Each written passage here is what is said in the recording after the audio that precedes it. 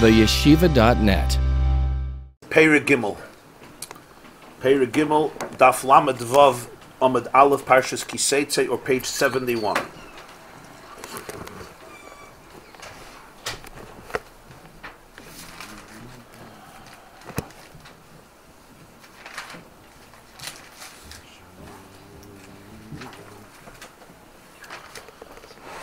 V'hinei gilui zeh shayidei nitzuach hamelchama v'koyach hanefesh halamata hu gilui ha'aras nekudas halev b'nefesh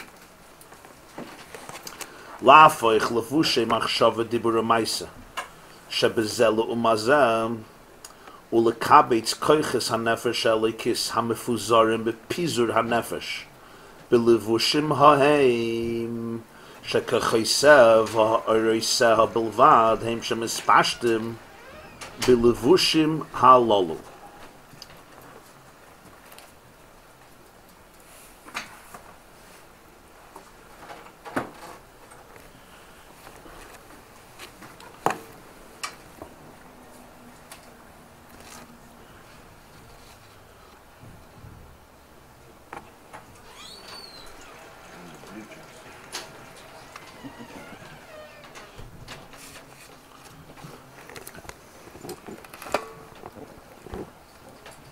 We distinguish here translation, he says. The revelation that in a person's life as a result of winning the first phase of the war. First phase of the war is that which the nefesh can accomplish on its own, on its own of course means with what Hashem has given it, but with its own resources, its own koiches. And what a person then could come in touch with is Gilui ha'oras nekudas halev. Gilui means to access, to be in touch, to consciously come in contact with. That your antenna should detect your energy in a conscious way. So this is Gilui ha'oras nekudas halev, that there should be a ha'ara. A ha'ara means, of course, a ray, a glimmer, an expression of nekudas halev. Nekudas halev is the core of the heart, the pnimiyus halev. In the language of Perek Aleph and Beis, there is the love or the relationship that the soul builds or the soul develops or cultivates as a result of becoming aware of how intimate Hashem is with every nivra. That not only intimate, that is the mitzias of every nivra, and that is what a person could be masik. Of course, each person on their own level, and of course it's limited, but every person could somehow wrap their brain, their soul around that reality of Hashem as the cosmic consciousness, what we called in the language of Chassidus or of Zohar, really, Memale Kol Alman. And then there is the Pnimiyus Halev, right, the Nekudas Halev, which is rooted in the Soiv Kol Alman, what he called the Elikus Shebenefesh, Hamezgala B'Pchinas Yechida, the fact that there is an Elikus in the soul, beyond just intellectual or cognitive perception, where the soul has this yearning just to melt away in the bosom of its father, not to melt, lishtapech nafsha, that the soul should pour out in the bosom of its father. That's the pchina of soivev kalalman in the nefesh, the mili bashamayim v'imchalei di baaretz, and that's the gilui, that's pnimiyus halev or nekudas halev. So he says, when you have that first phase, you can reach the second phase. Gilui ha'oras nekudas halev.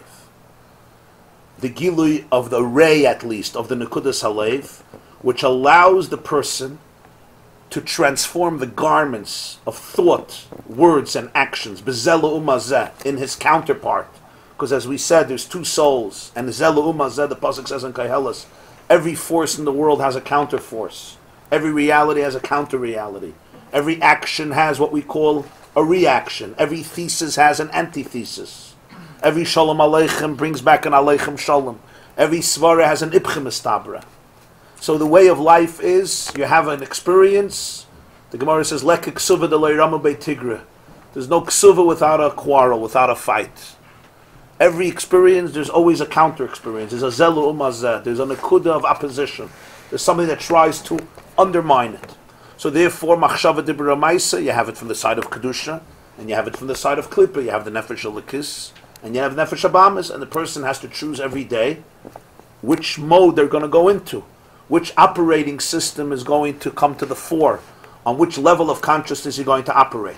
Ha'aras nekudas halev allows a person to reorient the garments of machshava, dibra maisa, of the lu'umazah. And he says furthermore, and here's the key, to gather the faculties of the nefesh alakis, which are mefuzir bepizur hanefesh. What is pizur hanefesh? Pizur hanefesh literally means the scattering of the soul. It's a lovely expression.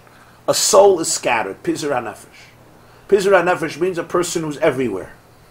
Your soul is scattered. You know, when your mind is scattered, it's broken into hundreds or thousands or millions of pieces everywhere.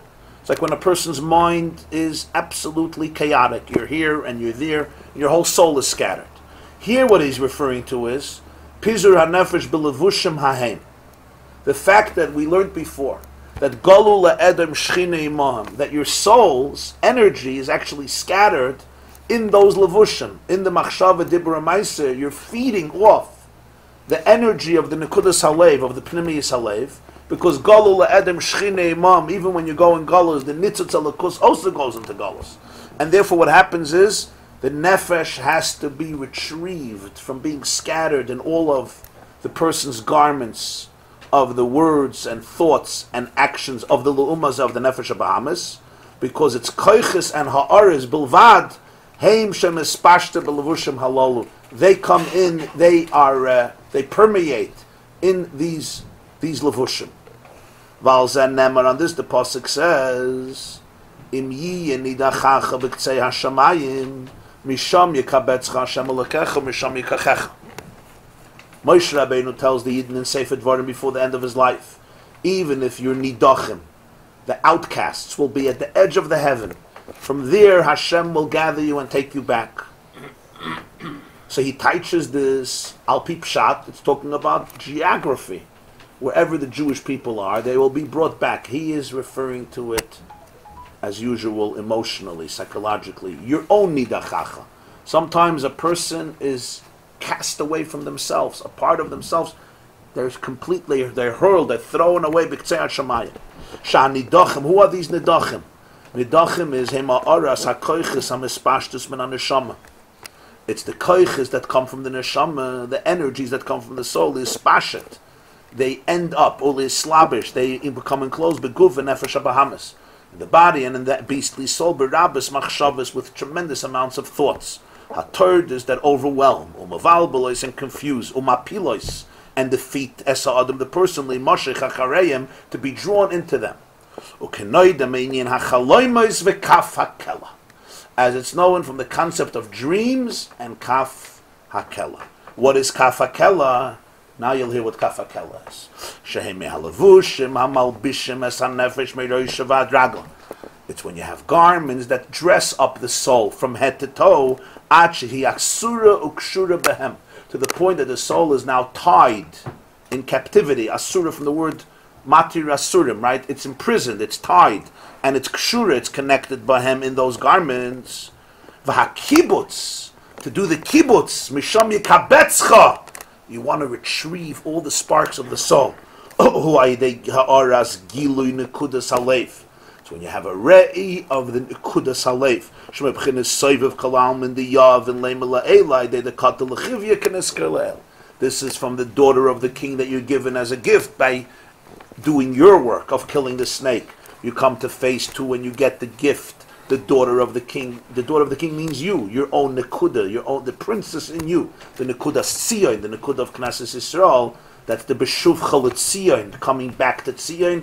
Tzion is the nekudas pnimiyus halev.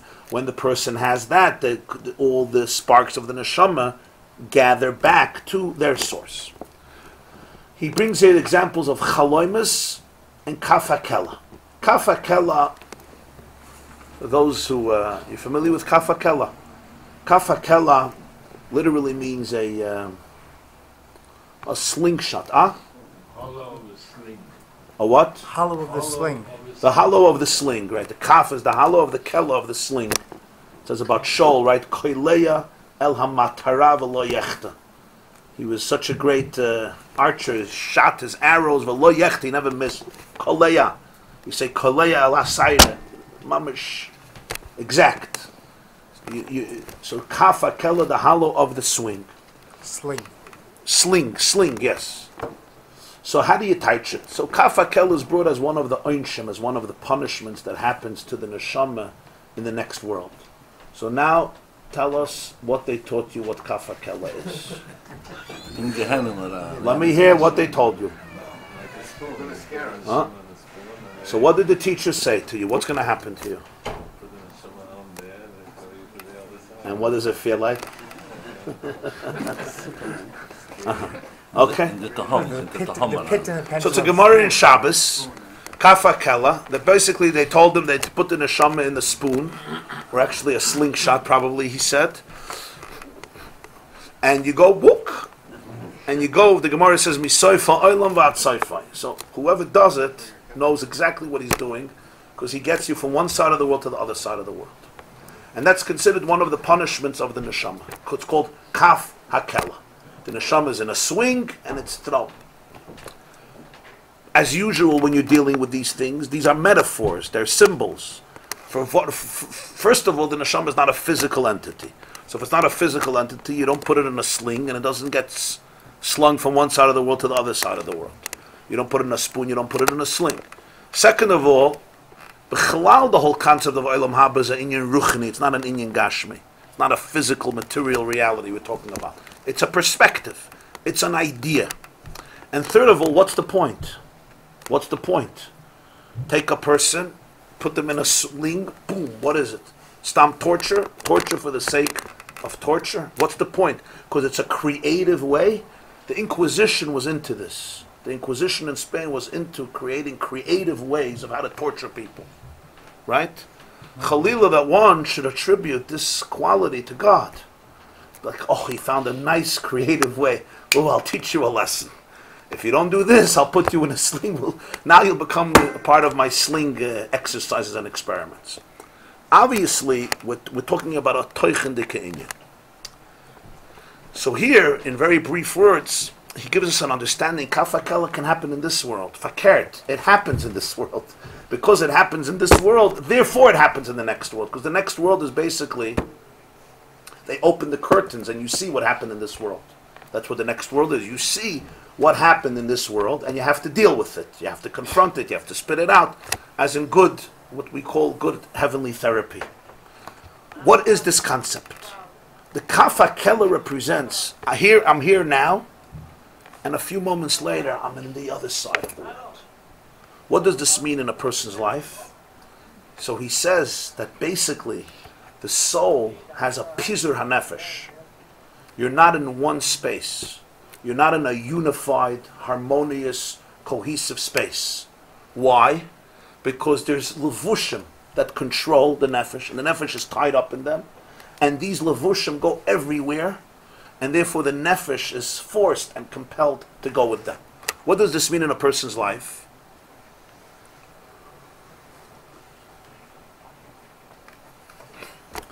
The nefesh ha'elokis really is full of achdus. It's defined by unity, by harmony, by oneness, and by a sense of peacefulness. Why is it defined by a sense of peacefulness? Because it's one with its source, and it's always in its source. What is pizur hanefesh? Pizur hanefesh means the person feels like a slingshot.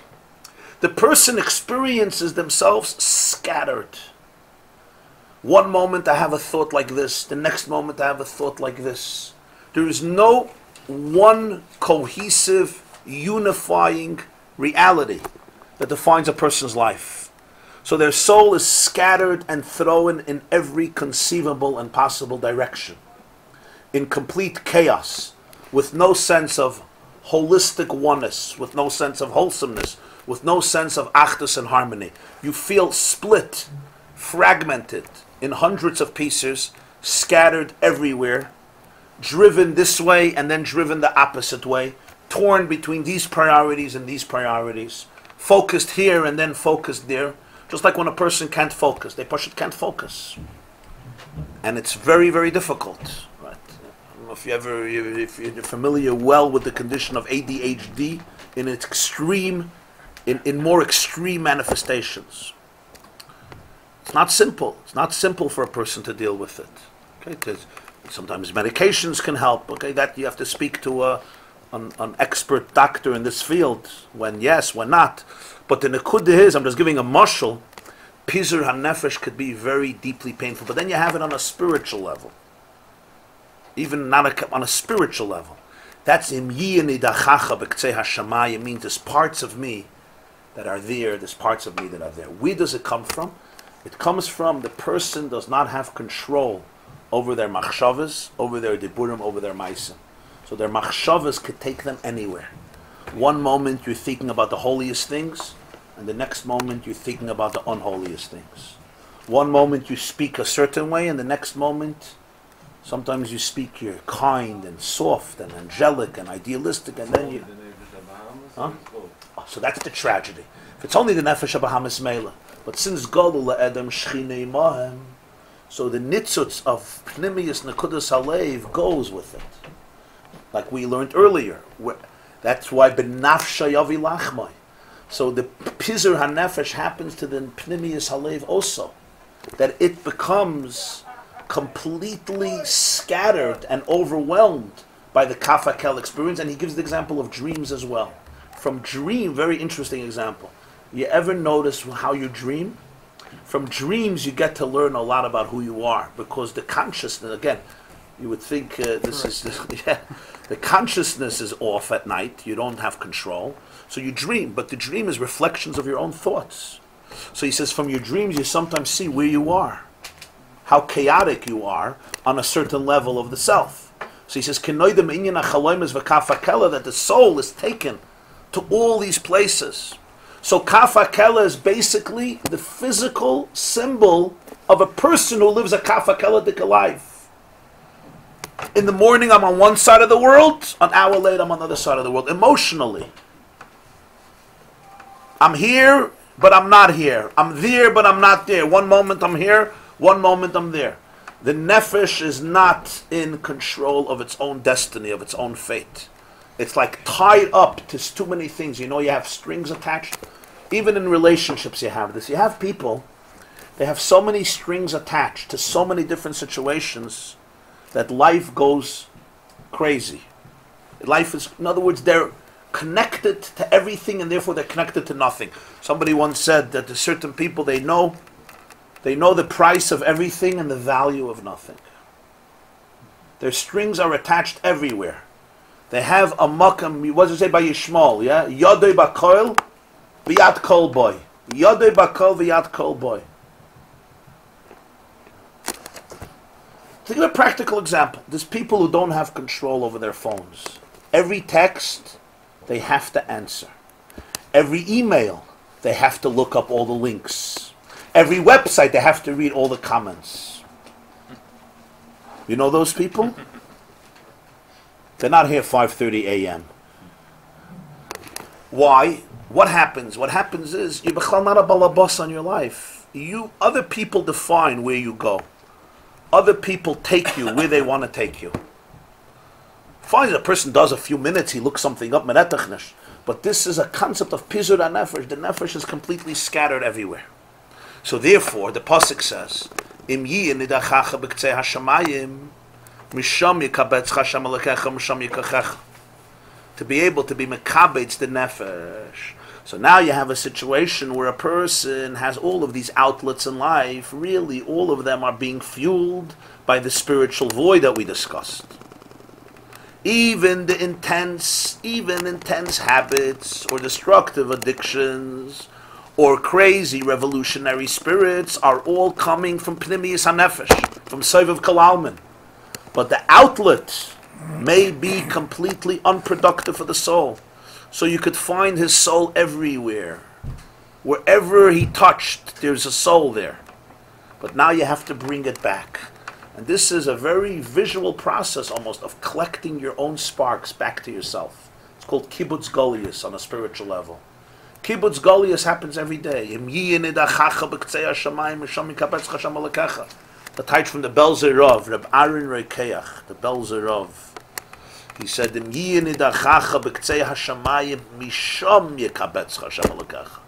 so he says, even a Jew who's a complete outcast, Biktsei hashamayim. There is still a little edge of heaven in him. Ktsei hashamayim. Misham, from that Ktsei hashamayim, yikabetz Hashem alakach. Even a person who has fallen extremely low, on any level, this Ktsei hashamayim, the edge of the Himmel, the edge of heaven is still in him. Misham, from there, yikabetz Hashem alakach. So they have the concept here, the person ought to collect his pieces. Parshas, like when your child is playing with a Lego game with another game and it has a puzzle of 3,000 or 5,000 pieces, and Shabbos afternoon, the dining room or the living room at the end of Shabbos, it's covered with thousands and thousands of pieces of puzzle, and now comes the hard work, Mitzvah Shabbos, collect the pieces. Collect the pieces. So that's really life. That's really life. There's pieces of the Nefesh Elokis everywhere. Everywhere. Especially if the person allowed themselves to live in this Kaf HaKeladik state. They do not control their life, their schedule, their identity, their relationships, their thoughts, their words, their actions. They're really nachschleppers. They get schlepped everywhere. Completely reactive. Reactive or impulsive. The person is not proactive about their life on a psychological level. And the same is true on many different madregas, but the Naquadah is the same. This is called Pizur HaNefesh. What do you have to do? Kibbutz Galiyas. Im yine dachacha b'ktzei hashamayim misham yikabetz Hashem alakecha u'misham yikachecha. And what happens is at some point the nefesh gets stuck. It's like tied up. You don't even have control over yourself. Right? Somebody once said, my brother told me that he once asked somebody he needed some help. He needed a favor from him. So the man says no, and he hangs up. It's a little strange, Usually a no comes with 1,000 excuses. If you're a good Jew, 1,000,000 excuses. You wanted, you should have, you could. He calls him back. He says, I wanted to hang up right away because I wanted to teach you a lesson in life. Lesson in life is you have to know how to say no and hang up. And remember that people who don't know how to say no also don't know how to say yes. People who don't know how to say no don't know how to say yes because they're not saying yes because they want to say yes. They're saying yes because they don't know how to say no. So if you don't know how to say no, you don't know how to say yes, because your yes is simply coming because it's too uncomfortable to say no. So therefore, rather than having the comfort of saying no, you just say yes. So your yes is not a yes. Your yes is just trying. You're not even talking to the other person. You're just trying to avoid your own discomfort. I don't think he was saying that it's a mitzvah in Torah to say no, no, no, no. But sometimes people have to practice it. I know people who have to practice that because they don't know how to do it. And they think it's chesed. They think it's Avos Yisrael. It's not. It's coming from a terrible, terrible sense that they don't really exist. They can't even be there for somebody. It compromises Avos Yisrael. Because if you can't say no, it means there's no self. If there's no self, how could you give anything to anybody? You're not giving anything to anybody. To give something to somebody, you have to give something. If you believe you're nothing, your heart is nothing, it's shmata, right? You can't give something to anybody. So no doesn't mean that I'm selfish. Yes, it could mean that too. You have to be careful with that. I'm not talking that. I'm talking about the other extreme. No means there's something called a space that belongs to you. There's a davening, there's learning, there's a relationship. The soul has its space and its control of that. It's in control of that space. Pizur HaNefesh means the soul is everywhere. Everyone else has control over it besides you. That's what happens. And when it's such a deep soul, so then what's fueling the galus, the enemy is feeding off your own energy and you don't even realize it. You're feeding things that you don't want to feed.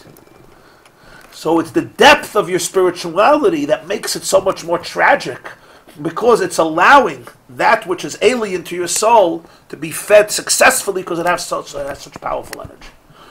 That's the process of kibbutz galiyas. So when you have the first stage of the Mulchama, you can have the Brata de Malka to feel a little bit of Ha'aras Gili Nekudas Halev, which when you feel that presence, it summons, it shines a light and it starts attracting, it sparks. Here, come back. Come back to me. I'm your mother. Come back. Don't run away. Come back to yourself.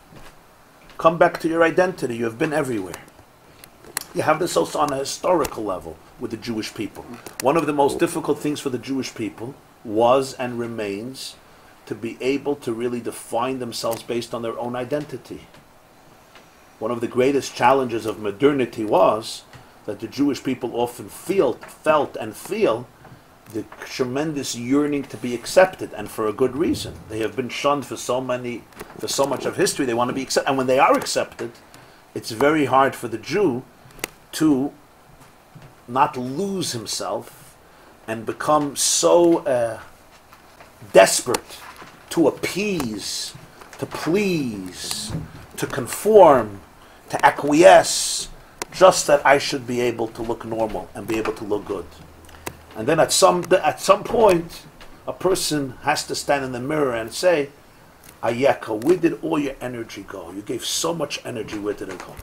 And it's also on a very practical level. Sometimes at the end of a day, a person asks themselves, were you reactive or proactive? In other words, you have so much energy. Where did this energy go? Did you strategize where your energy should go? Or you were responding to the expectations and needs of others who basically hijacked your energy? And sometimes after 10, 20 years, everything was just reactive. Remember, you could live a successfully reactive life and consider yourself busy. You're busy. You're very, very busy, but you're not focused. You're not maximizing your identity, your potential. You don't know your soul. You're just busy responding to other people's souls. Bittul Hayesh. Yeah. The concept of Bittul Hayesh versus what we just said. What's the question? How to explain Bittul Hayesh in terms of giving? Bittul Hayesh in terms of giving. Bittul Hayesh means to nullify your perception that what you need in life is to be an egotistical, self-centered creature. That's what Bittul Hayesh means. Bittul Hayesh means to recognize your interconnectedness with other people, your interconnectedness with Hashem, your interconnectedness with the world.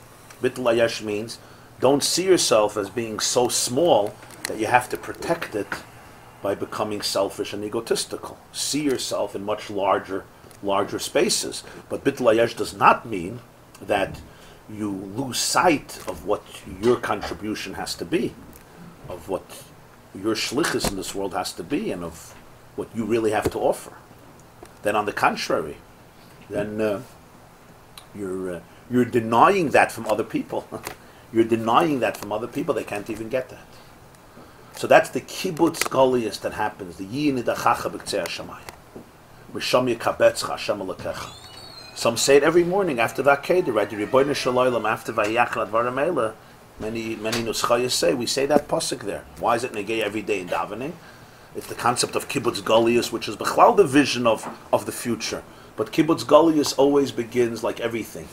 It begins on a microcosmic level before it begins on the macrocosm. You have kibbutz golius, which is the parts of the person that are in galus. The parts of the person that are in galus ought to be retrieved. Now,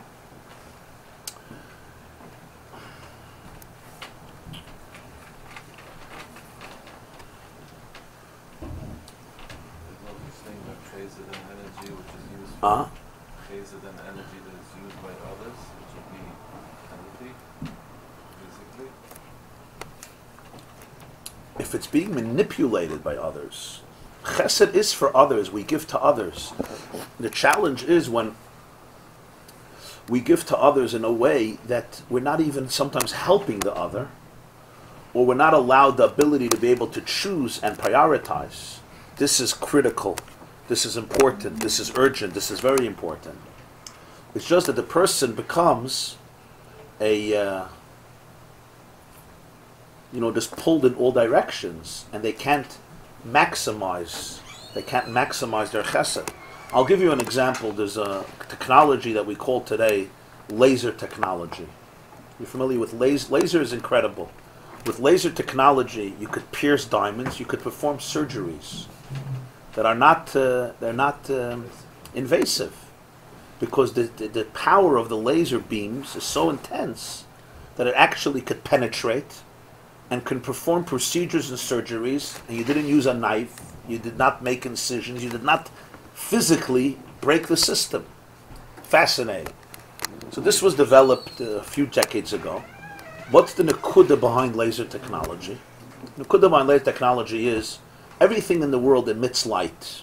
Everything emits light. And light is very powerful. There's nothing as powerful as light. The speed of light, the momentum of light. But the light is scattered in all directions. The tissue box emits light. The body emits light. Everything emits light. But it's scattered in all directions. What was the chiddush of laser? It limits the expression, doesn't allow the light to be scattered, and focuses it and harnesses it in one direction. So on one hand, it's limiting the light. It's subjugating. It's harnessing it. But what happens? It brings out, it allows the light to unleash its full power, koyach, and momentum to the point that it could penetrate a diamond, penetrate a body, perform a surgery, other things that laser does. The energy was there, but it's in all directions. You harness it, you limit it. This is the pshat. We say, Ein lecha ben chayrin ala misha oisik b'talmud Torah. The Mishnah says, who is free? Somebody who learns. The chayr is the exact opposite. Somebody once asked, he said, I don't understand. The contrary, somebody who learns Torah and mitzvahs is the most limiting life. We call in Yiddish, we say, a fraye yid. What's a fraye yid? What does a fraye yid mean? A free Jew. Chavshi. Seitzei la chavshi. Yeah, chavshi min ha-mitzvahs. Free. Frum is an Eved. Eved Hashem. Avodah Heim. Kabbalah Sol Malchus Shamayim. A fraye yid means that's frei. Free. Droin. He's not a tzipper that's trapped. And yet we know that on Shabbos trapping is forbidden. Well, all of Shabbos is one big trap. Trapped in your house, trapped if there's no Eidiv. What's pshat? By definition, how do you say this? What's the Havana? It's the same Naquadah. What looks like, now I'm not now talking about people's personal experiences, as we unfortunately, you can't always confuse Jews with Judaism. I wish you would be able to. You can't. Sometimes it's sad. It would be nice to be able to confuse Jews with Judaism, Chassidim with Chassidus, Kehillas with Torah. It would be nice to confuse it all, but you can't. Unfortunately, not yet. One day, maybe. You have to be able to. So I'm not talking about individuals' experiences. I know that religion for many, including sitting in this room, has been very oppressive. I'm talking about the concept you should be able to understand and detox from negative influences. What's the idea? The idea is as follows. If you want the light to unleash its full momentum, of course you have to limit it. Of course you say you can't, the light can't, if the light goes here, the light goes there, the light goes there, the light goes there, it's free. But what is it? It's not what it is. It's free. It could do whatever it wants and go in all directions. But it never discovers itself. It never discovers its power. When you limit it, what happens? You harness it in one direction. What happens? The full power of the light is unleashed and it can change the world. That's the mission statement of all Torah mitzvahs. Does it limit? Yes. Shabbos, I can't work. I can't eat whatever I want in the airport. Emes, I have to wake up in the morning to say Krishma. There's limits in relationships. Arayas. Taryag mitzvahs. Mitzvahs asim, mitzvahs leisa. But what's the Naquadah? The Naquadah is to limit the person. No this, not this, not this, not this, not this.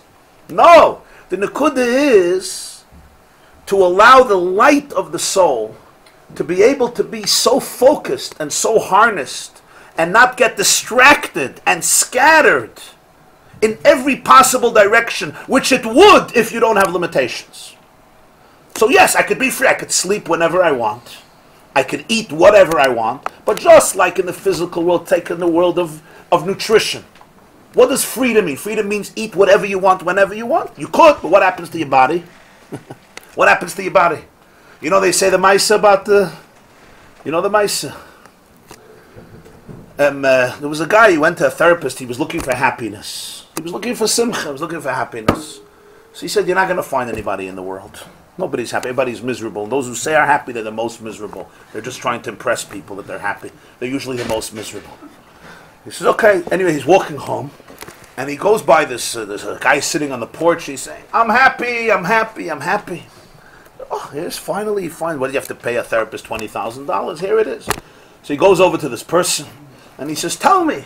He looks at this person. It looks like he has a riches yomim v'shanim tovos. He looks 106 years old. He says, tell me about your daily schedule. So my daily schedule is I wake up 11 o'clock in the morning. The first thing is I down a bottle of liquor. That's the first thing. Then I eat a bag of potato chips. Then I eat 3 slices of pizza. I eat some cheesecake. I lie down on the hammock. By now I sober up. And now I go to the vodka. I finish a bottle of vodka. Then I go to gamble a little bit. Some gin, game of cards. I come back. I eat some more cake. And then I start smoking. I already smoked in the morning when I woke up, but I finish my 3rd pack. Then I take out my cigars. At night I go for another meal. Wow, he's unbelievable.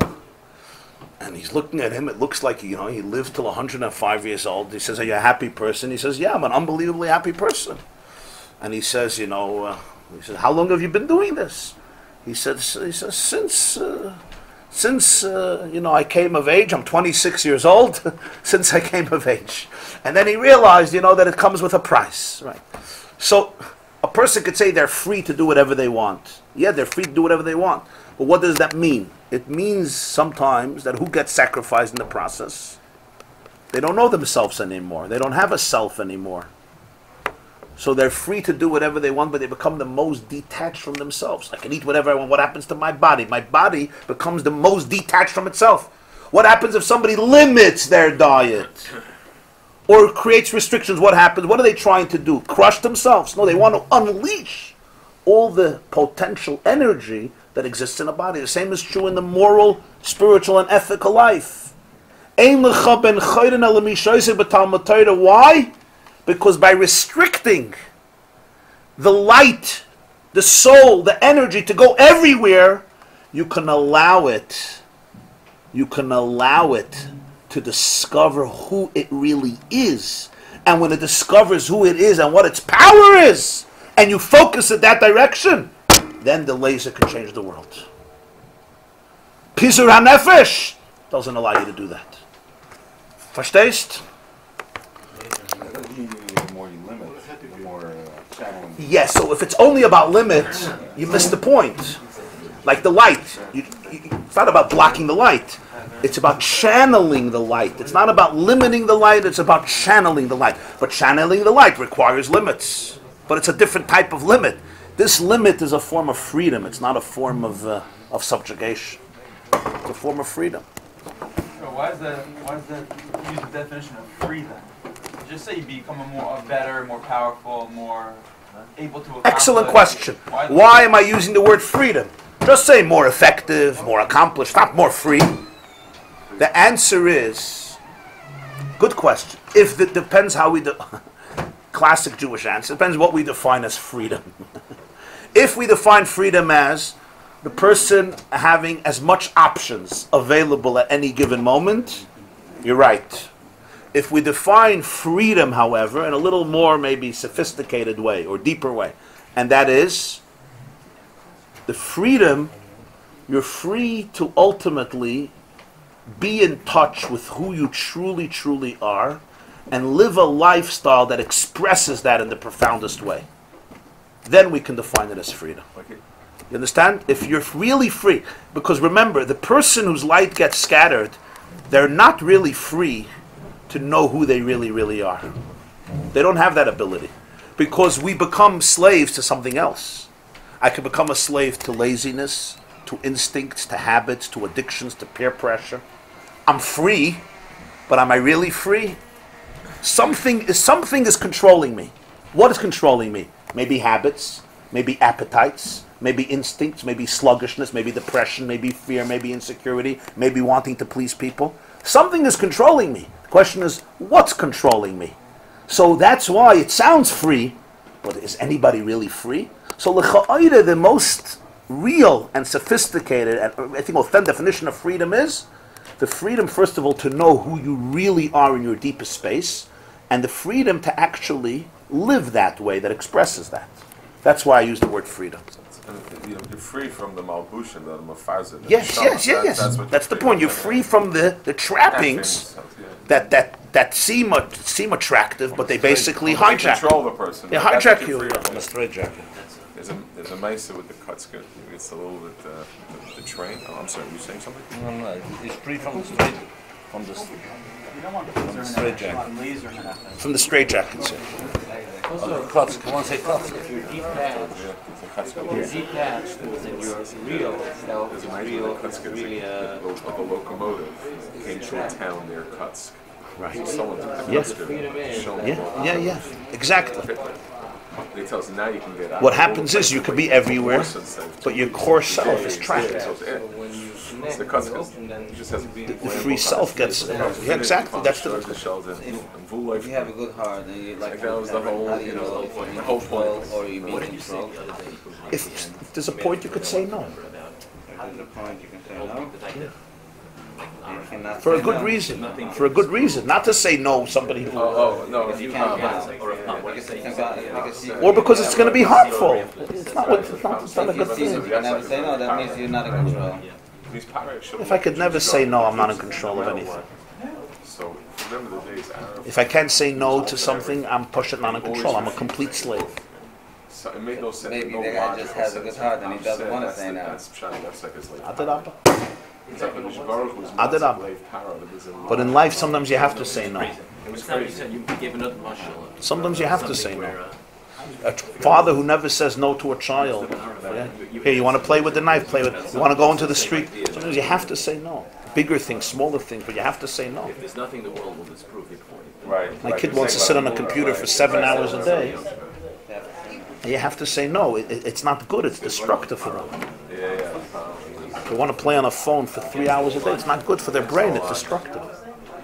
So yeah, freedom means that you have the ability to express your deepest core. And if the levushim take over, if my externals take over, that core will become trapped. Principle centered versus. The push should be trapped. So what makes me free? I'm not even in touch with myself. If I care, you challenge them, and that could be set free. Your angel could come out. So he says here, that when you have the Gilui Ha'aras Naquadah Alev, it allows to make a kibbutz galius from all the koiches hanafesh. So you need to get to this place. Because it's l'mayla me'ovecha, it's above the enemy, so it could gather them together. You can gather the sparks together. It's like the core. When the core comes out, they come back. You know, you have a huge bonfire and you have little fires, they all gather together. They get swallowed in the bonfire. When there's a Gili Naquadah Alev, so wherever the nitzutz is, it suddenly remembers it has a mother. You know what I mean? So it comes out of its shell and it wants to go back. Is there like any practical way how you can get to this? Good question. $6,000 question is what he's asking. I think it's the same question. Is the Balatanya saying that that it's an automatic progression? If you start with the Chitzonius, you're going to end up there sort of on your own as a natural progress, or the Rebbe Shalom is going to give it to you as a gift? I think that's what you're asking also. Is there a way to get there, or is it a promise to Rebbe Shalom that if you follow this? No, I think the two are not disconnected. When you say Yavin Lebrata de Malka, that's what he means, a natural process. In other words, when one does this, Hashem kicks in the natural process. When you do the first part, like connecting with the Chayef and everything, and Hashem does the second thing, then you. But Hashem kicks in by intervening, or because Hashem created your whole spiritual journey in such a way that Teva of your psychology is this, that you will come to that because He set it up for you. I'll tell you, it's a good question. In other words, is it Hashem working, so to speak, through the mechanism of the evolutionary process, or it's a direct intervention? I think Ha'aras Naquadah Alev is so deeply connected with him that it's always by intervention. It's a direct relationship. It's not. It's himself. It's a chelik elikam imal. So it's the same thing. In other words, it's always by direct intervention. It's a dynamic flow.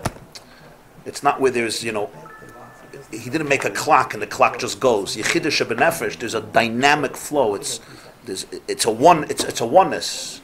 So therefore, him giving it to you is an intervention, but that is the very process of it.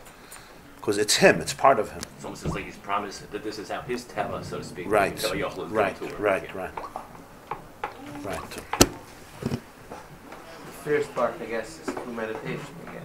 Meditation, trying to connect yourself. Mindfulness, meditation as well. A person, when he's aware. And it's a fight. First is a fight. It's Reimemas Kel Begroinam, because there's the two nefashas battling. So there's a mulchama in the first one. It has to be katel lechiv. You got to kill the snake. This is a sheina avoda. He has to see that you mean it. Yeah, you have to really take control of that. The effective person knows that everybody has pizur nefesh in one point, more or less. Pizur nefesh is a very big thing. Pizur nefesh, then he has got to start working. Yes, if you don't know you have pizur nefesh. It's an individual thing.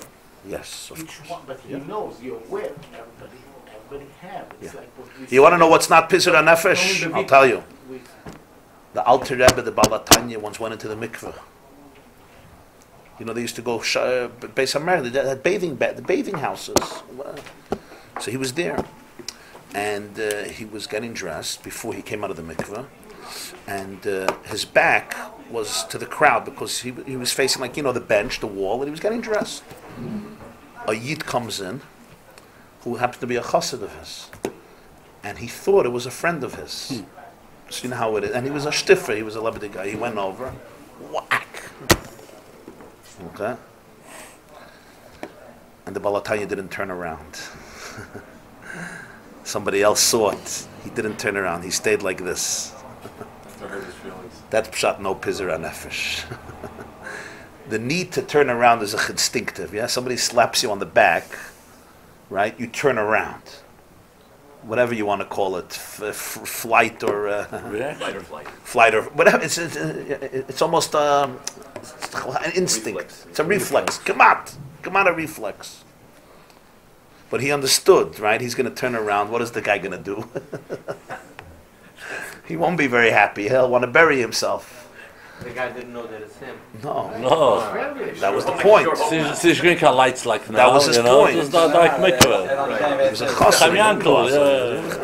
Friends, you know how it is. You give a patch. You give a starke patch. He didn't turn around. So that's called a shlita on your nefesh. He was right away toifus what it was. He said, okay, I won't know who did it.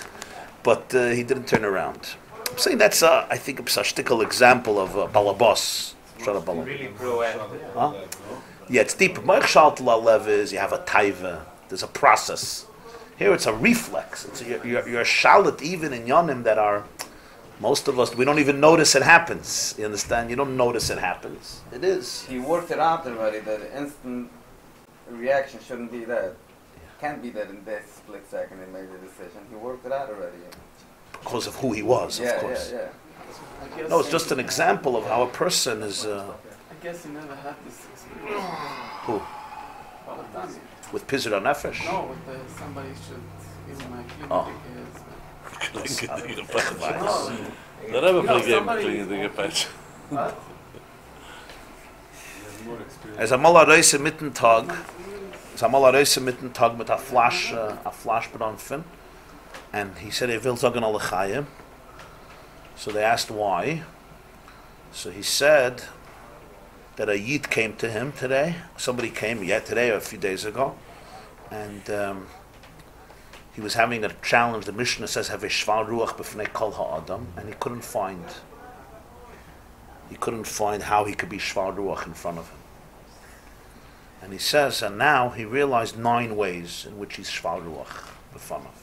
So he was very thankful.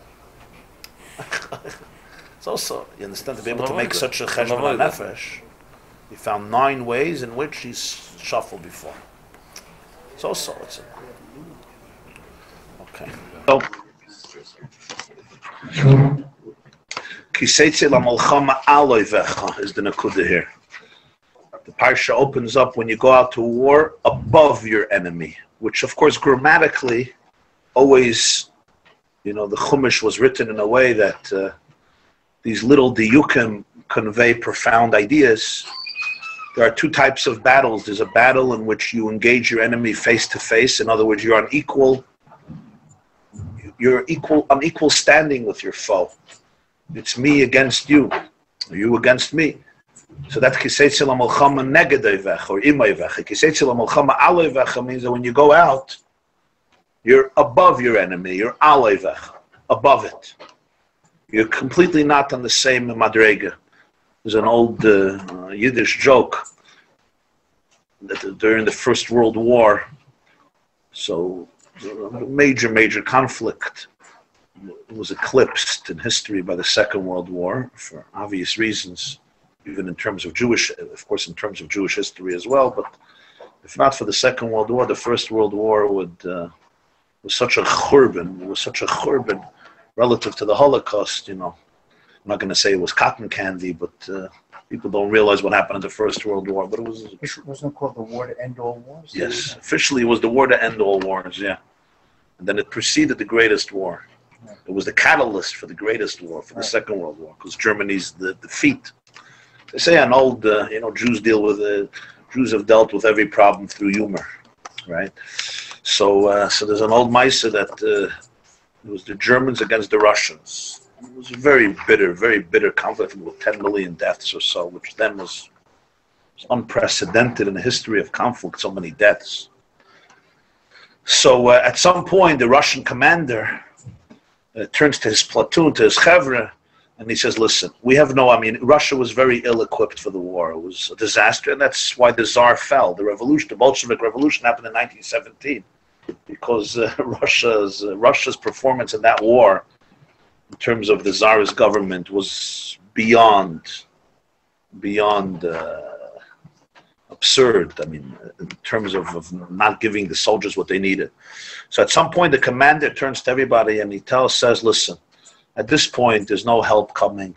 There's no assistance. There's nothing I can do for you. You have there a German platoon. We have our platoon. It's basically man-to-man. Man-to-man, a German soldier against a Russian soldier. Do the best you can. So this Jew turns to his commander, this Jew in the Russian army, he says, maybe you could tell me which man I have in the German platoon so I could negotiate a deal with him. We'll work it out. We don't have to kill each other. Sag mir wer mein Mensch is. Tell me who my man is. So you have a mulchama where it's, man to man. Then you have Seitzei mulchama aloivech.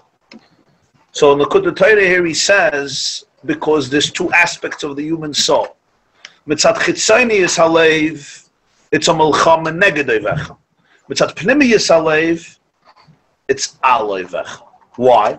Because Zelu Umazeh exists in the world of Mamala Kalam, but not in the world of Saivav Kalam. And so in other words, in the state of consciousness, where a person uses his mind to wrap himself around truths, here there's always a counter force. There's Seichel of Kedusha, there's Seichel of Klippa, there's Midas of Kedusha, there's Midas of Klippa, there's Machshava Dibra Mais of Kedusha, Machshava Dibra Mais of Klippa. When you get in touch with Yechidish Benefesh, with the Elokus in the soul, with the Pnimiyus Nekudas Halev, with the Tzion, with the daughter of the king, the second Pchinne he's been talking about, the Pnimiyus Halev, that may be in Golus, it may be completely eclipsed, it may be manipulated, it may be exiled, it may be misused as discussed. But when that comes out, you're already Aloivecha. This is not anymore an equal competition because this is a place where the oyev, he says, has no shlita, has no dominance, has no rule, has no achiza. Asher chalak ein mazel Yisrael. Asher chalak Hashem oisam l'chala amim. The pasuk says that the whole evolutionary process, this is shared with the cosmos. This is the energy that goes into the cosmos, and some of it is very concealed, and therefore there could be competing forces, competing perspectives. When you come into this state of consciousness, though, then it's al oivech. Because I need more English to follow. Okay. But thank you. No problem. No, well, the truth is, I've been using. I explained all the terms. I've just been repeating terms that I've been dealing with in previous days. That's why I didn't explain. But Linader.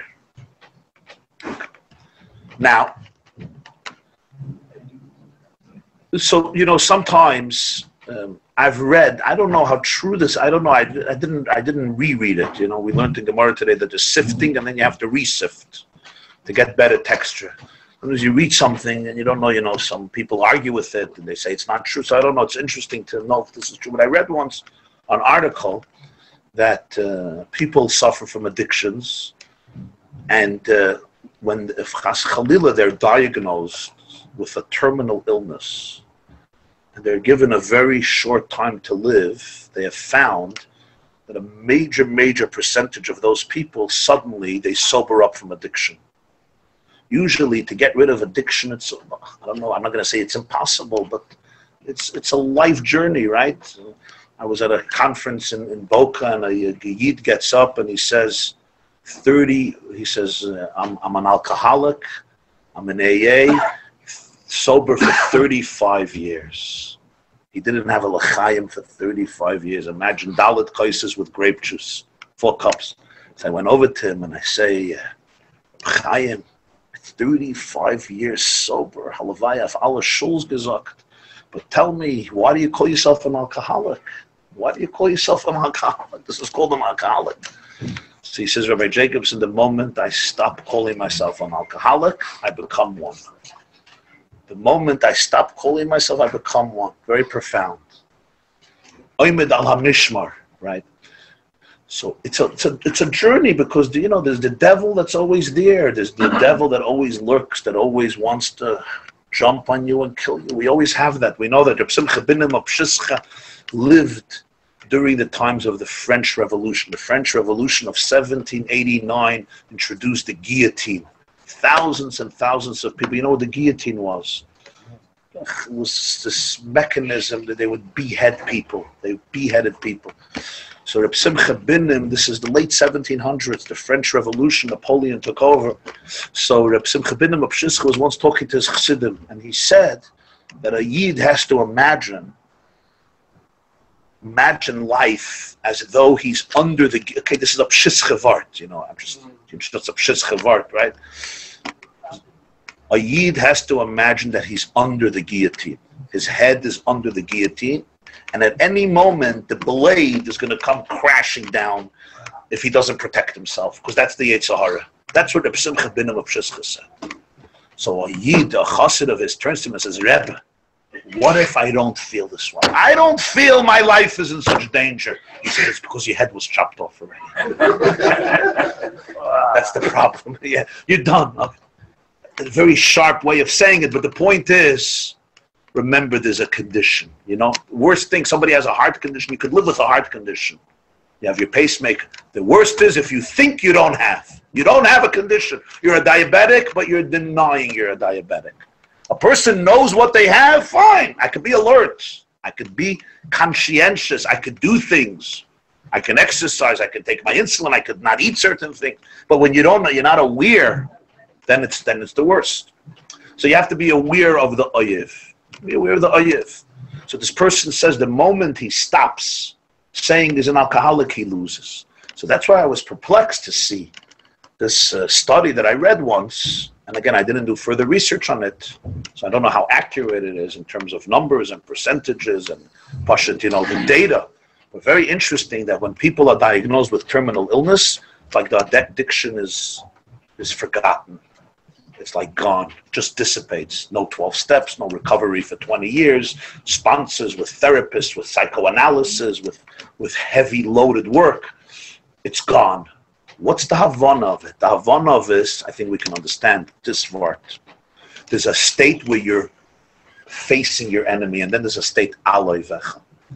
When a person realizes how little time they have in this world, their priorities suddenly change. They become in touch with a different level of consciousness. A different level of consciousness. People get away with emotions and with schedules only because they think they're invincible. Life is forever. Everybody understands if somebody was told that they have 2 hours to live, how would you spend those 2 hours? Probably not surfing the web and reading the comments on all of the websites. Probably. Unless maybe that's a good thing to do, just to get your mind up. I once asked this of somebody, he said, a cigarette, a cup of coffee, and a bag of chips. Okay, nicht gefährlich. What is he going to start doing? He's going to start doing tshuva? He says that's not for him. You know, either you have a relationship, you don't have a relationship. He's not suddenly, you know, going to become from. The Kotzker Rebbe said, Al tifnu el ha'elilim. We don't worship Elul. Al tifnu el ha'elilim. We don't worship Elul. Suddenly, Elul, God exists. From Cheshvan to Labor Day, doesn't exist. Ein oid milvadi. Suddenly, Elul and Tishrei, oh, Kotzker didn't like it. Al tifnu el ha'elilim. Machmenish can avoid the Zorah from Elul. Okay, again, this is a Kotzker Rebbe's Vart. You have to understand his perspective. But the Vart is a Vart, you understand? The Balatanya brings in his Machzer, they bring in the Siddur, in the Tehillas Hashem Machzer, maybe it's another, before HaMelech, Rosh Hashanah, the Baron of Karlin was his Chaver, this Talmud of the Maggid, the Baron HaGadol of Karlin. So it says, when he came to HaMelech, Rosh Hashanah, he fainted. So they asked Rabbi Aaron, why did you faint? So he said he remembered the Gemara in Gittin.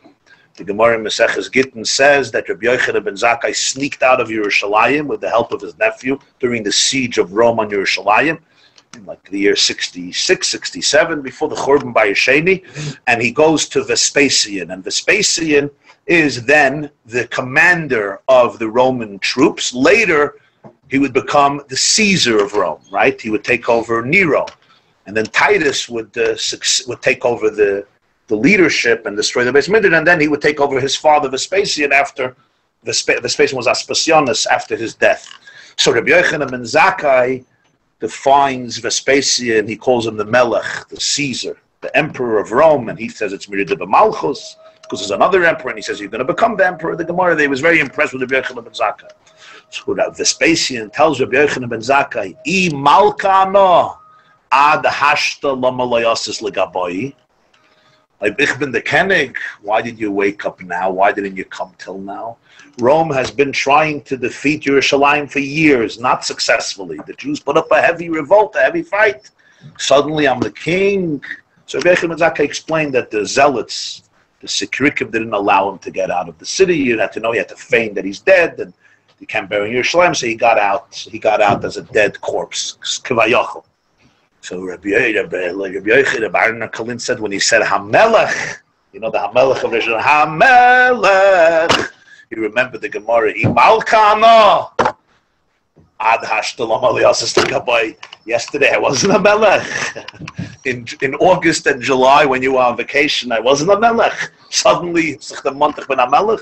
The Kotzker Rebbe says, Al Tifnu Elul, the Machnish can got from Elul. Elul is part of a relationship. It's not like on the anniversary day, suddenly your wife, you buy flowers. Oh yeah, ya pet Adam. Insulting, denigrate. Anniversary, a bouquet of flowers, 300 roses. 300 roses. Okay? If I'm your wife, oh yeah, I'm your wife also. Okay, that's the Havana. Right. So Rabbi Yochanan ben Zakkai, so the Aaron of Kalin fainted by the words HaMelech. So, but what does this mean? This means this basically you could fight in two ways. One is it's man to man. But when a person becomes aware of the fragility of life, a lot of addictions fall away, not because they weren't there, because they reach a certain state of consciousness. And when you become aware of a certain aspect of self, over there the addiction has no koiches. Basically, the balloon is just deflated. There's no lu'umazeh. There's no zel lu'umazeh anymore. There's no counter force. There's no enemy. It's Seitzei malchama alayvecha. The oyev doesn't have a shlita. You know, a lot of the addictions and habits we have is because we're not in touch with the full depth of the self. When you become in touch with a certain space of the self, there's no other view anymore. There's no opposition. Not because you're afraid of death. Because your pnimius comes out. And in that space, this is not Teufus Mokken. It's not fear. It's not about fear. It's a very edel of art. You understand? That's Yasker Loyama Misa in the Gemara. Yeah. Yasker Loyama Misa is not pshat, like we learn, you're going to die. Where they used to say, I don't know if it's true, the Bali Musa would say, Moshe Montefiore, you know, the British the British activist, they say about him, is it true? He would get dressed up in white tachrichim and get into a coffin at night because he was such a powerful person, right? And he had to remind himself who he is. Yeah, it's a pity his wife couldn't do it. For most people, they don't have to get into an aron. They come home at night. The wife, okay, probably he had a tzaddikus of a wife. She respected him so much, she didn't say a word. So he needed tachrichim with an aron. But the Vart, you know, the Hashem says, Avram Kala Shetayma Lecha Sarah Shma B'Kaila. So that's the choice in life. Either you get married to a good Jewish wife, and if not, you have to put on every night Tachrichim and go into an Aron and make believe the Chevra Kadisha are saying Yosha B'Seiser. Yosha B'Seiser Elyon, and the Masaskim are already there. So, what's Pshat? The Pshat Yaskalei Amisim means remember who you will be the moment you face your own mortality, what you will feel about yourself. Or even in a more refined way, remember what your neshama is be'etzem, not when it's encumbered and obstructed by all of the layers of concealment that come from the guf and the nefesh habahamis. You see in a moment of great simcha, for example, right? A great simcha, a wedding of a child, for example. People describe the deep importance from the deep simcha at that moment, right? The regular cravings that a person has, they're not fighting them. It's just a different moment. You're in a different space. You're in a different space. You see yourself in a different way. It's not tefes makom b'chlal. Conversely, Khalil, in a moment of great distress, of great difficulty, things that yesterday were so important, they're not important, not because you fought them and you went through a process, because you discovered, you excavated a level of self where this absolutely doesn't exist anymore. It's a very rich idea, very beautiful idea. That's the Aloy Vecha. In Pnimiyas Halev, there's no competition, there's no Lu'umazeh. In the level of Chitzayiniyas Halev, there's two paths. That's why he says, Ubacharta B'chayim. When I take that good piece of food, I could look at it superficially, or I could dissect it and look at its Pnimiyas, and both are tempting. Both are tempting. We all know there's a reason for obesity. If kale was as tempting as cheesecake, people would not be obese. But somehow it's not as tempting. The Eibishter Rebbeinu Shalom made that foods that are healthy somehow are not as delicious, at least to the more primitive-minded. We know once your consciousness is expanded, kale is far more delicious than cheesecake, and cucumbers is far superior to vanilla and chocolate ice cream. No question. And you know, kernels of barley are infinitely more valuable and far more tasty than you know, a milkshake. But for us primitive-minded Homo sapiens, it's not that way exactly. So there's competition. So you have to say, "Ubacharta b'chayim," you know, choose the life of everything. That's in Chitzayiniyas Halev. In Pnimiyas Halev is Seitzei LaMelchama. So it starts with Seitzei LaMelchama, that's step one, but then there's Aloy Vecha, you're completely above. In other words, the Oyev doesn't have power. Well, you lose your Bechira? Yeah. It's not life. That's a good question. I don't think you lose your Bechira. I just think that Bechira is such a powerful thing that a person could choose under any circumstances, anything. That's how powerful Bechira is. But what it means is that the Bechira here is on a different level. The Bechira is not anymore, actually you have to choose. You're not compelled. In other words, that those forces or those realities don't have that compelling power. From a person could make choices still, and the question is what would make them choose certain things. But it actually becomes a real choice. Because you're freed up from a lot of stuff. You're actually more capable of choosing. But the point is that there's a state of consciousness where the Oyev doesn't have a shlita. There's still on a technical level, on a more practical level, there's Bechira, because to be able to access this part of the person is not simple, and it's not always available. It's not always available.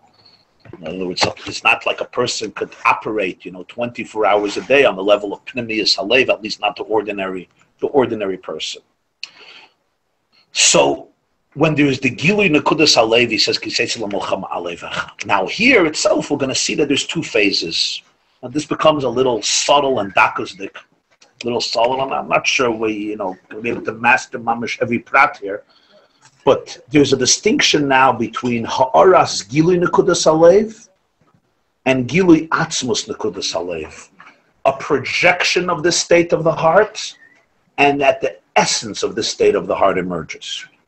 So we learned, he says, that when there's a gilui ha'aras nekudas halev, what happens is the levushim of machshava dibra maisa can be transformed because the enemy will not dominate. The koiches of the nefesh halikis, we learned about pizur hanefesh, the soul is scattered, will be retrieved and brought back to their core. The person will be liberated from their kafakela. This is the kibbutz golius in yin and the chacha b'tzei hashamayim. Now he continues. Ach. The line starts ach. You see, close to the beginning of Perek Gimel. Ach, I don't know, from 1, 2, 3, 4, 5, 6, 7, 8, 9, 10. Like 12 lines from the top of Perek Gimel. Ach liyas gili atzmus nekudas halev mamash.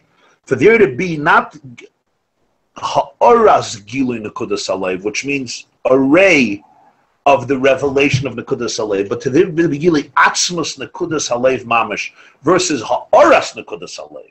There's nekudas halev being projected, and then there's the core of nekudas halev. In its core, lahapich atzmi is hamidus miral toiv, which transforms not only the levushim of the midos, but the midos themselves. Al zen nemar v'ra'isa b'shivya eshes yifas toya. Here you come to the next stage in the pasuk. This Seitzei l'malchama alevecha u'nesone Hashem alekecha biyadecha v'shavisa shivya. You see a beautiful woman in shivya and you take her for a wife. That's the next step, where you have not gilui ha'aras nekudas halev, but gilui atzmos nekudas halev. Everything, there's the ha'ara and the etzem. The etzem is what it is. The ha'ara is how it's perceived. Ha'ara means light, oir. What does light accomplish? It allows me to see things. Physically, if there's darkness in a room, you could be sitting here, I don't see you. You don't see me, I can't see the safer, I can't see the table.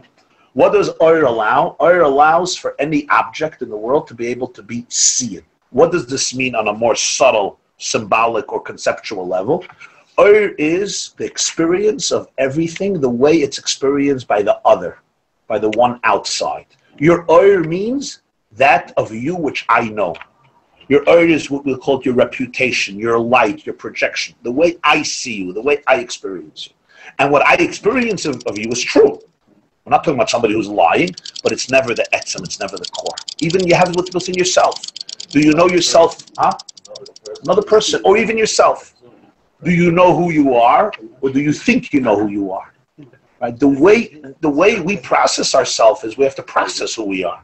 So the moment we process who we are, it's already not who we are, because it's the way who we are is being processed. But who is doing the processing? The one who's doing the processing defines what they're processing. You understand that, right? You understand what I said? The one who's doing the processing, that defines what you're processing. Because the keli that you use to detect reality, that will define the reality. In our metaphor that we once spoke, if the holes in the net are 4 inches and you lower them into the lake, you lower the net into the lake, you're not going to pick up a goldfish that is smaller than 4 inches.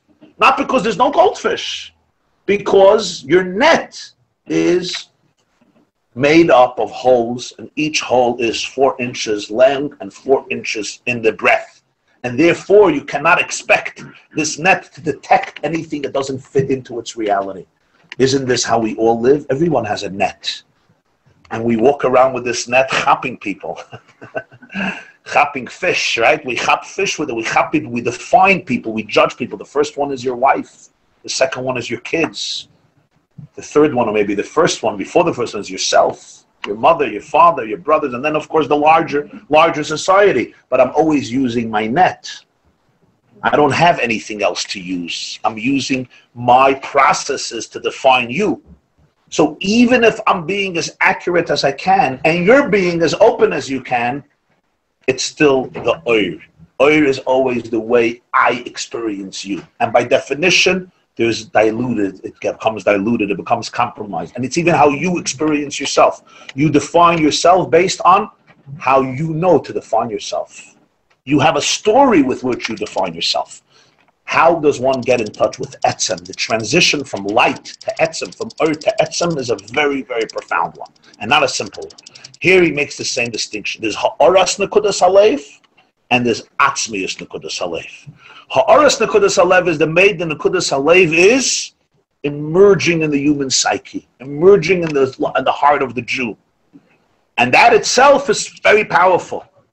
It's very powerful. It's the nuclear energy being emitted, emerging. But then there is the nuclear plant in its core, the Etzem Naquadah Halev. He says this doesn't only transform Machshava Dibura Maisa, this transforms Atzmius Hamidos Meiralativ. Al Zenemar V'Reisa Vashivya Eishes Yifas Toya. Now here there is a very long footnote or comment, Hagah, explanation from the Tzemach Tzedek, the grandson of the Baal HaTanya, his daughter's son, very long, from the first parentheses until 4 lines from the bottom, where the parentheses ends. And this is a very Kabbalistically inclined comment, where he's trying, as usual, to show the distinction his grandfather is making between the Aras Naquadah Halev and Atzmius Naquadah Halev in Kabbalistic sources, what it means exactly, using a lot of Kabbalah Lashonis. So we're going to go after the parentheses. We start off with Bir Ha'inyan. 3 lines from the bottom. Bir Ha'inyan. Hine Pirish Toyar, Isa Bashivya Eishes Yefas Toyar. What's Eishes Yefas Toyar? A woman, Yefas Toyar, she has a beautiful countenance. That's why she has such appeal in war, and the soldier wants this Isha. And the Torah goes into a whole process, a very interesting mitzvah, quite a unique mitzvah. Rashi says, Dibra Torah Keneged Yetzirah. In war, people are very, very tense, a lot of energy, a lot of death, a lot of blood, etc. So he sees he's in war. Shavisa Shivya, he captures prisoners of war. And one of the people that was captured is Eishes Yifas Toyar, and he wants her as a wife. Chashaktaba, a whole story. He says, Toyar, Inyan Mashakasav Nasa Adam B'Tzalmenu Kin Musein. We speak about Toyar, his visage, image, Toyar. Pasuk says, Hashem says, let's make man in our image, B'Tzalmenu Kin Musein. V'hinei ksiva Yivre Elikim Es Adam B'Tzalmei B'Tzelem Elikim Beis Pa'amim B'Tzelem. Gracious, Hashem created Adam B'Tzalmei in his image, B'Tzelem Elikim B'Aroisei. It's obviously redundant. Should have said by Yivre Elikim Es Adam B'Tzalmei or B'Tzelem Elikim. Why B'Tzalmei B'Tzelem Elikim? The answer is connected Beis Chinas Yesh B'Neshama. Because the human being operates on 2 levels. There's B'Tzalmei and there's B'Tzelem Elikim. Hashem created man in his image, and then he also created man in the image of God. It's not the same man. There's 2 Chinas B'Neshama. Ha'alef ha'mispashetes u'mislabeshes b'guf. One is the neshama that is enclosed and expanded and invested in the body. This is a neshama that evolves, it descends, it goes through a cosmic evolution, from one state to another state. The Pasuk says in Yeshaya, quoted at the end of Pirkei Avos, it begins with my honor, with my energy. I created, I formed, and I made. But there's another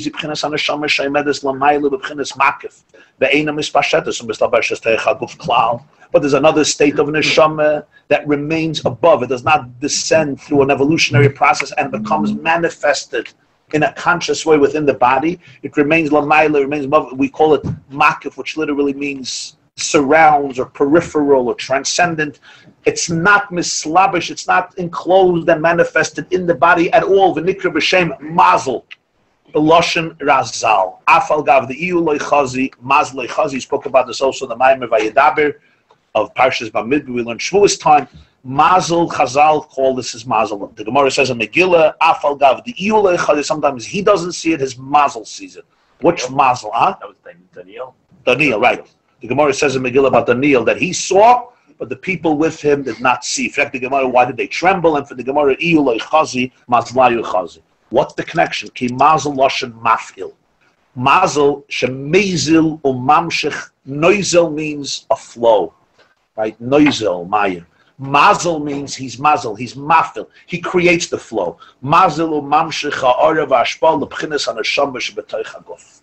When we say there's a neshama that remains above, it doesn't mean it remains above. It's 100,000 light years away, and you're going to find it there.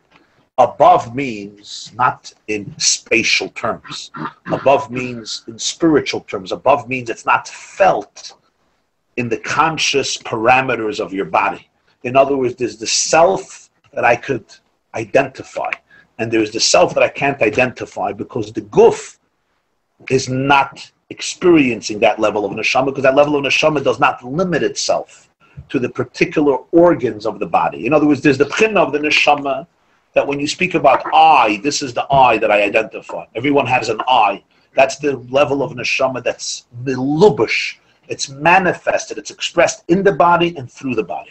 But there's another state of soul, there's another state of neshama that doesn't go through an evolution. It doesn't go through this descent. It doesn't trickle down and restrict itself and limit itself to the individual limitations of the body. It remains above in the sense, we cannot access it on a conscious level. It's the superconscious of the soul, which is there. But it's called lamaila, it's called makif. And yet, it's mazel. Mazel means it's not just detached. Your mazel feels something means that there could be a trickle. There's an energy that comes from that neshama to the neshama in the body. So sometimes a person has a certain feeling, a certain instinct, a certain sensation, a certain awareness, a certain isairas. They don't know where it came from. Nothing happened. Nobody taught them anything. But there was a communication between the neshama higher than the guf, the neshama that is beyond the limitations of the guf, to the part of the neshama that is in the guf, because it's really one neshama. It's just one we experience and one we don't experience. It's really one soul. It's not that there's a split personality. So he says, Vayivre Elokim es ha'adam b'tzalmai, and then there's b'tzelem Elokim. B'tzelem means it's his own image. That's one level of a neshama. B'tzelem Elokim, that's another image. That's another level of neshama. V'hinei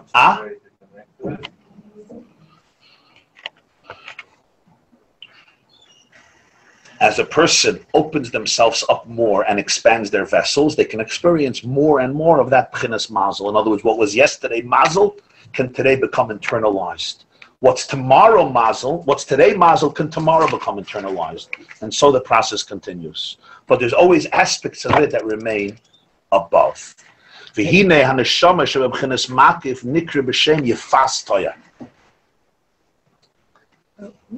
when that person got the report from the doctor, he has 2 months to live, it blew away the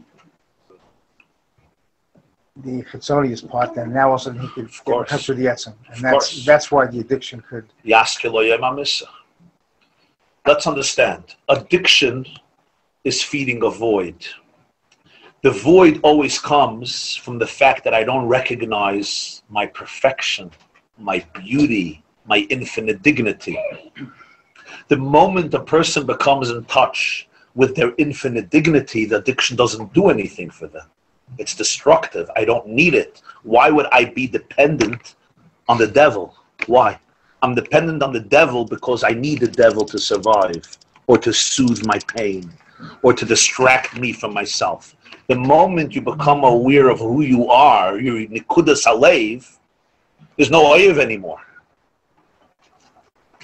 We become addicted to things, big or small, call it addiction, call it other things. The word addiction is used a little too much here in this class. So I'm going to become a 12-step program, which may not be a bad idea. He says it is a 12-step program. There's only one problem. I do the talking. It's not a 12-step program. It's for You'll you. start doing the talking. It's for me. Okay, very good. I do have to thank the selflessness and generosity of all my dear friends who come every morning for me to do programs. It's your addiction or my addiction, or both addiction. Everybody's feeding their addiction. Okay, so we actually need a program. Huh? But you understand what I'm saying? Use this word or use that word. It's responding to trauma. It's responding to void. It's responding to something you didn't get. It's responding to something you need. You desperately need. The moment you can identify a part of you that is very, very in touch with the source of reality, and you could recognize that godless, that infinity, that you are a particle of infinity or a ray of the divine, which is what Naquadah Halev is. It's the Likkutei of the nefesh. So why would I sell my time, my brain, my habits to certain substances, which at best are, just meaningless, and at worst are absolutely destructive. Destructive for physical well-being and also for emotional well-being. So that's why it becomes alevech, you understand? So, yes, now usually when a person is faced with great moments of life that remove the regular distractions, they have the luxury to go into a deeper place, to see what really, really matters. Usually we don't have to think what really matters. We don't have to think about it. You go make a regular interview with most people who live functional lives more or less, and ask them, what's the most important thing to you? So most people will tell you, of course, to live. Ask them, where does health rank? Where does health rank in your priorities? And it'll be quite on the top. Quite on the top, because without health, what do you have? Now ask them, how much % of your day is dedicated to nurture your health? You know what the answer is going to be. So are they crazy? They put it on top of the list. On top of the list. Money will be much lower on the list, but suddenly it's 18 hours money, right? And 4 minutes when they walk from here to upstairs, that's the exercise. So what happened? But it's the top priority. The answer is they're not lying. We're not in touch with ourselves. We're not in touch with our priorities. We're not in touch with our highest values. We're not. Why aren't we? We can afford not to be. We can afford not to be. The moment the person can't afford not to be in touch, because Yaskir lo yayim hamisa, right? So suddenly they're like, this is not me. It's not what I really care about. So everything shifts. The question is, can a person do this not out of duress, but out of conscious decision, from a place of freedom, from a place of prosperity, not from a place of mitzukah? So the more a person gets in touch with this second neshama, that's lamayla mehaguf, right, the mazel becomes internalized. So what he's going to say now, just learn all this. He says, this pchina is called yifas toyar. Why yifas toyar? Sheshorsha mebchinas l'cha Hashem hagdula v'hagvura v'hatiferes. Shatiferes hu inyan yoifi hinech yofe doidi shir hashirim. Yifas toyar is the neshama of a person in its core, because it's completely reflective of L'cha Hashem Hagdula V'Hagvura V'Hatiferes. Tiferes is splendor, beauty. It's called Yifas Toyar. Ubchinas HaNeshama Shebetoich HaGuf Nikra Eishes Yifas Toyar Shemekabel Mi Yifas Toyar. Yifas Toyar is the neshama itself, the mazel. Eishes Yifas Toyar is the wife who is married to the Yifas Toyar, so to speak. Literally, in Pshat, Eishes Yifas Toyar is a woman who's beautiful. Here he teaches it's two aspects of the self. Yifas Toyar is the neshama. Eishes Yifas Toyar is the wife of the Yifas Toyar. In other words, the neshama that's in your body, which is makabel, its whole identity is really just a little trickle, a little reflection of the superconscious soul that becomes Eishes Yifas Toyar. Now, when the person is going out to war, they discover, as we shall see, the Eishes Yifas Toyar. And they have a tremendous love, and this is going to be the continuation of the description.